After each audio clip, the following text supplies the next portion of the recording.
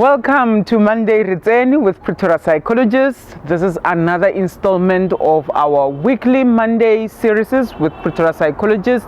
Here to give you some nuggets, kaftininyana for the week, just to carry you through and to talk to current situations using psychological terms, or actually just putting a little bit of psychological terms so that you can understand your emotions, you can understand where you are, you can understand how to navigate these things through with us from a psychological point of view.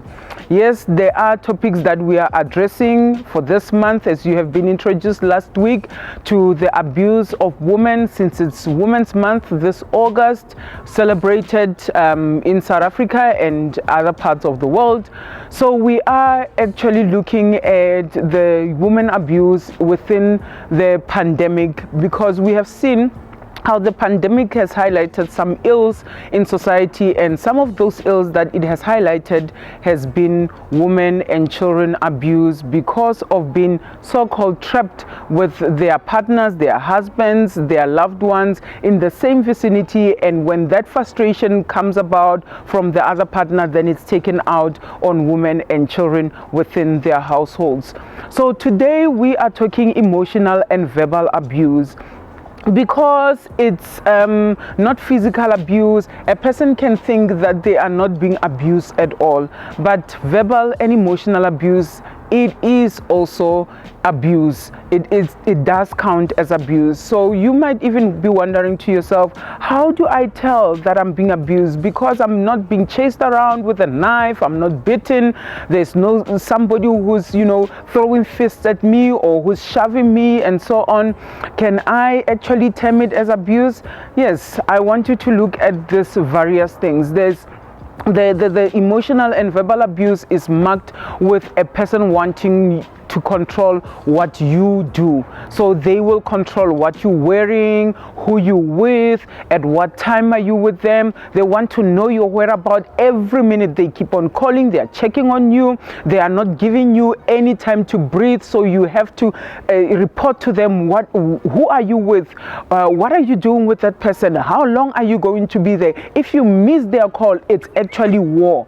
So they are always demanding on you. So they also act very, very jealous, so they accuse you of cheating. So if you are at a place, maybe let's say you were at the store and then you randomly meet a friend and you end up instead of the 30 minutes that you were supposed to spend at the store, you end up spending 40 or 50 minutes. The person then accuses you of you were with somebody or you were out, because those minutes cannot be accounted for. So that can be from little allegations to very serious allegation of you cheating or being mischievous. So they are often jealous of your associations, they are often jealous of who you're talking to. So they will ask you immediately when you drop the phone, they will say, who was that, who were you talking to? So let's say you then say it was my colleague, and they will ask you, or why is your colleague calling you at this time, or why are you having a male colleague and you did not tell me about that person. So there's a lot of accusations.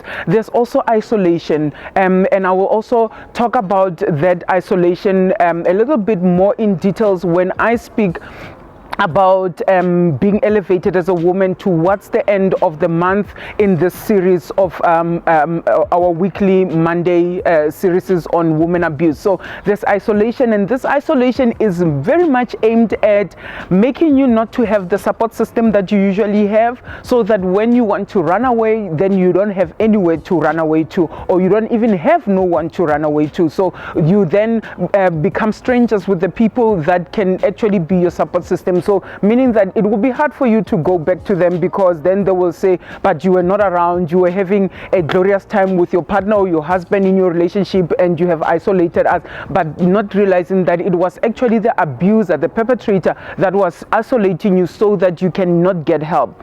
And also they get angry, and oftentimes they frighten you, or even threaten you,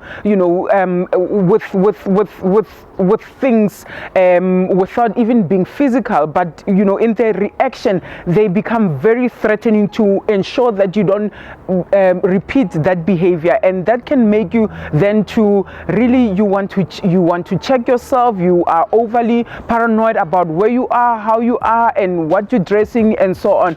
Things like insult. They will say you are not good enough, you are fat, you are thin, you are too thin, you are not like so and so. So they insult you to make you to feel down, so that they break away your psyche, so that they break away who you are, which then makes you to be at the core wanting to be dependent on them, because then they are the only one who can so-called validate you. So they break you in such a way that then you don't feel like you are worth anything. They make you feel worthless. So the insult can be anything. They can even insult you with people that don't exist. I know this other woman who the ex-husband insulted her with her dead mother. Imagine such an insult of somebody that you know has passed on when you were a child, and yet somebody insults you with such a person. That breaks you emotionally. Also, in terms of ultimatums, so they will say, if you don't do this, then I'm going to do this. So if you don't stop speaking to your colleague, then I'm going to leave, or I'm not going to give you money for allowances. So they give a lot of ultimatums. Let's look at the effects of emotional and verbal abuses.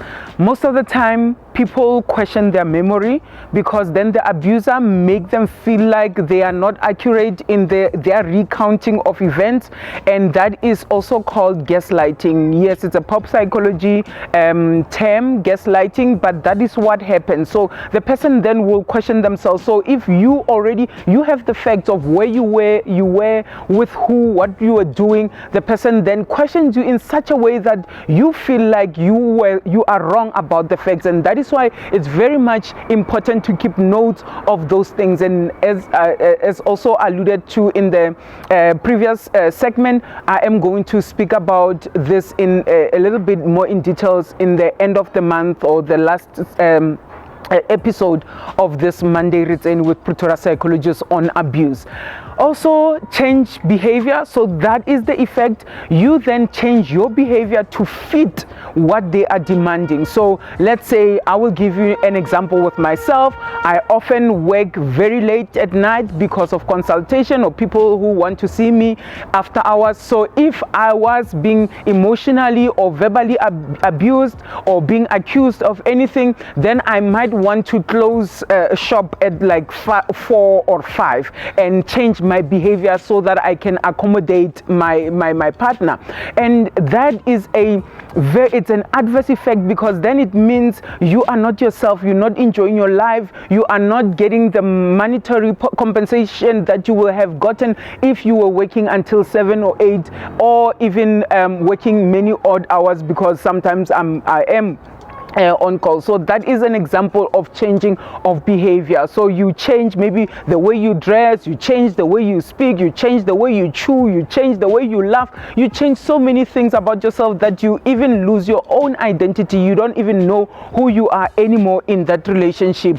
The person also, that the effect of being emotionally and verbally abused makes you feel guilty, it makes you feel shamed. So it shames you. And as I said, one of the very things that the abuser is looking for is to break you down, is to break you emotionally, that you feel like nothing. And that at the end makes you feel like you can not, conquer the world. It makes you feel like you don't have your own destiny, so you now need to depend on this person. And that is actually where they want you to be. They want you to be at a place where you are entirely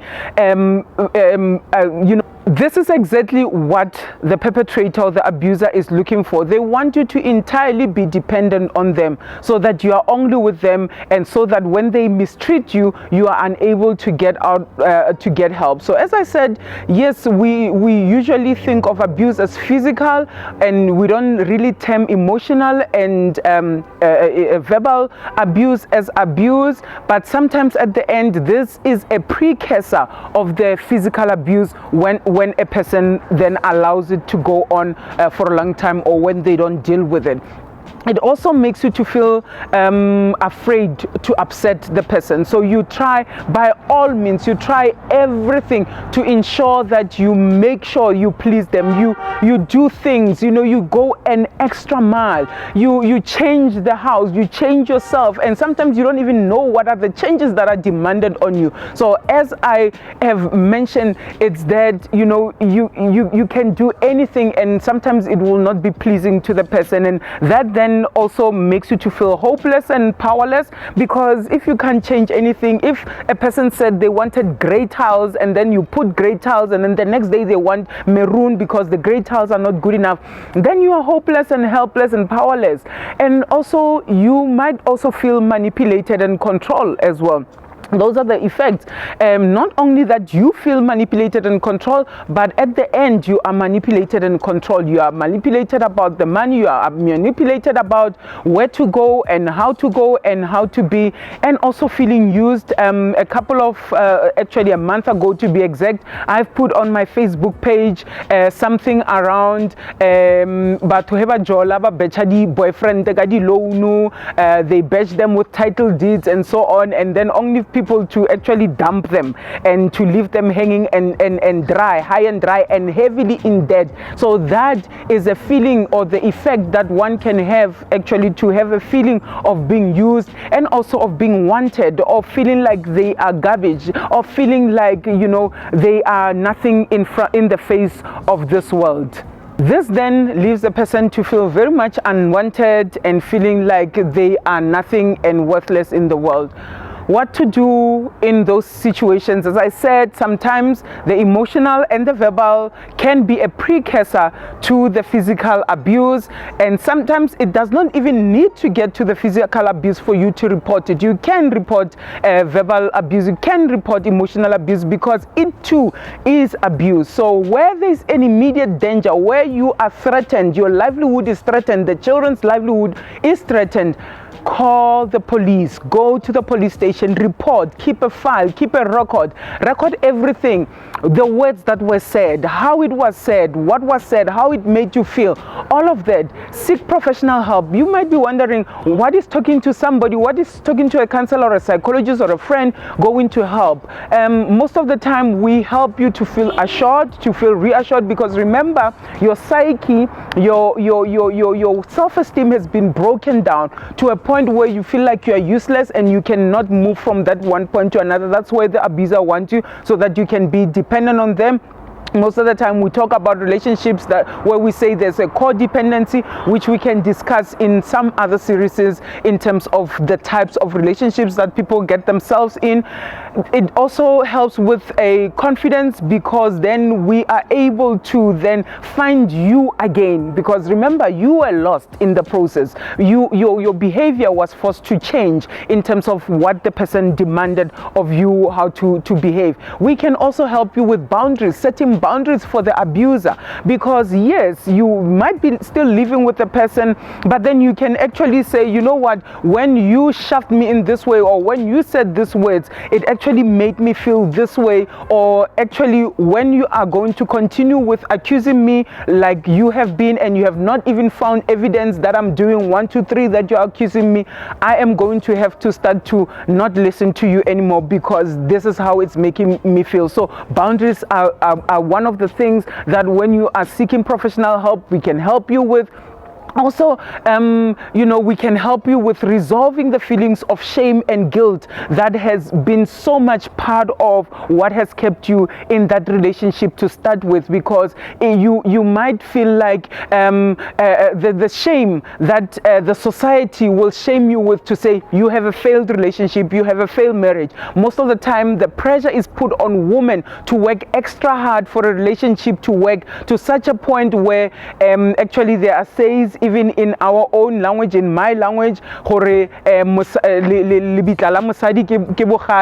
where we basically saying that you should hold on until you die. And I don't think that is right, because if you die, then who is going to take care of if you've got children or if you've got loved ones? So things like that, we can help you to unpack and unravel and resolve all these emotions that the abuser has left you feeling, or the abuse itself has left you feeling, to feel that it is your fault, to feel that you are guilty for allowing it to be the way it is. I like to quote Maya Angelou's quote that says, when you know better, you do better. So then you did not know better, but right now you know better, which means that you can always do better. With that, this is Monday Written with Pretoria Psychologist. For more information and related videos, click on the link below to get some more resources that can help you with building confidence, and for you to finally get the strength to form boundaries against the relationship where you are feeling abused. Thank you, and until next time, bye.